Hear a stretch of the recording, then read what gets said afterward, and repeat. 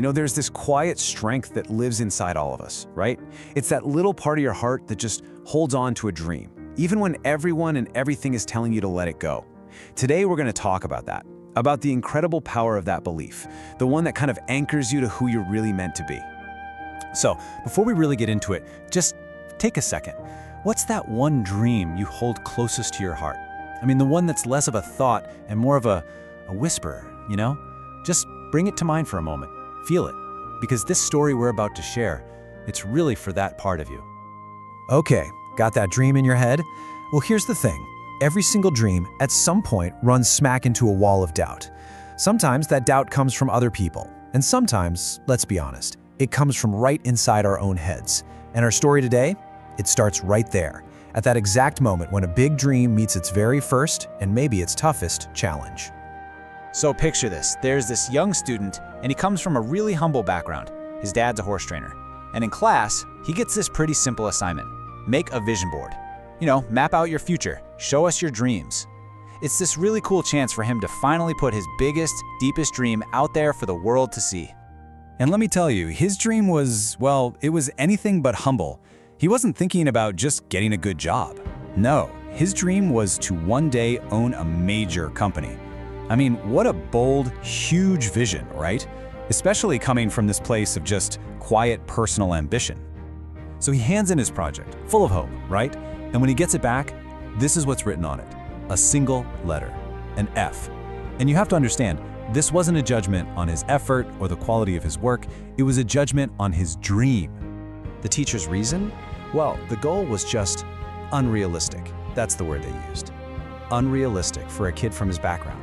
It was too big, too ambitious. And the message behind that grade was loud and clear. Hey kid, you need to shrink your dream down to a size that we're comfortable with. And right here, this is the moment that changes everything. It's not about the dream, really. It's not even about the F. It's about the choice he made right there in the quiet of his own heart. Because it makes you wonder, right? How do you respond when your deepest, truest self gets challenged like that? The teacher actually gave him an out. They said, look, just change it. Make the dream a little smaller, a bit more, realistic, and I'll give you a better grade. But the choice he was really facing was so much deeper. Was he going to sacrifice what he knew was true for himself just to get someone else's approval? Or was he going to honor his own vision, even if it meant failing in their eyes? Well, he chose his dream. He kept the F. And get this, there was no big fight, no dramatic scene. It was just this quiet, incredibly powerful decision. A refusal to change a single word of the vision that he knew was his.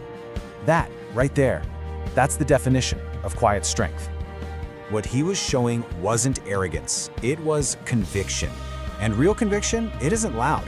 It's not about being aggressive or yelling. It's just this deeply rooted belief that doesn't get shaken, no matter how hard the winds of doubt blow. It's like that calm, steady center we all have inside of us. Because a heart that has that kind of conviction doesn't just sit around dreaming, right? Over time, quietly, step by step, it starts to build. So let's fast forward a bit and see how this student's unwavering heart actually turned that unrealistic vision into something real. So a lot of years go by between that kid getting that F and where this story ends up. And in all that time, a life was being built. Literally, brick by brick, all of it guided by the very same vision he refused to give up on. And then, one day, an invitation gets sent to that very same teacher. But this wasn't about revenge or some I told you so moment, not at all. It was just this quiet, beautiful, full circle moment. The teacher came to visit this huge, successful company, the very company that had been called unrealistic on a piece of paper so long ago. And there it was, real, standing as proof of what conviction can do. This story is amazing, but it's not really just about that student, is it? It's kind of like a mirror for all of us. It's an invitation to look inside ourselves and reconnect with that quiet, steady truth that's trying to guide us too. So, if there's one thing to take away from this, it's this. No dream is too big, period. Not if it's genuinely yours, if it comes from that inner voice that knows what's true for you. Honestly, the size of the dream doesn't matter at all. What matters is the strength of your belief in it. That's everything. Okay, so how do we actually do this in our own lives? Well, it's a practice, really. It's not a one-time thing. First, you just have to listen. Really listen to that inner voice, and just acknowledge the dreams that feel right in your soul. Then, you've got to protect that feeling, nurture that conviction, Build like a little safe space for it inside, away from all the noise and the doubt from the outside world. And then you just start building, quietly, one consistent step at a time, making sure your actions line up with what you know is true inside. So let's leave it with this question for you to take with you. What's one truth that your heart is kind of gently asking you to honor today? It doesn't have to be some huge, grand vision. It could just be a small, quiet feeling. Because honoring that, that's where it all begins. That's the real power of an unwavering heart.